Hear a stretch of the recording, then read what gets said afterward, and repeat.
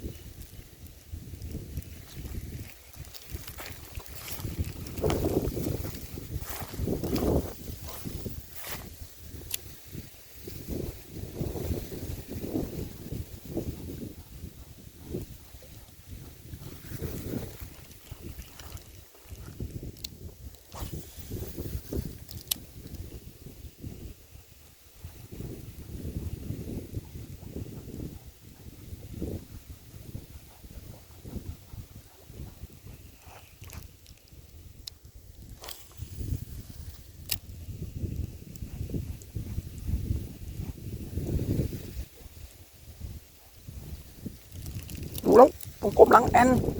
นี่โอ้โหให้ลืมวัดอีกแล้วนะครับกบกระโดดทรงกลมหลังแอนนะครับนะ4.5 เซนนะลมแรงๆนะนี่โอ้โหใส่แค่นี้ลมแรงๆนะครับนะลมอย่างแรงนะนี่กับกบกระโดดทรงกลมหลังแอนนะครับนะ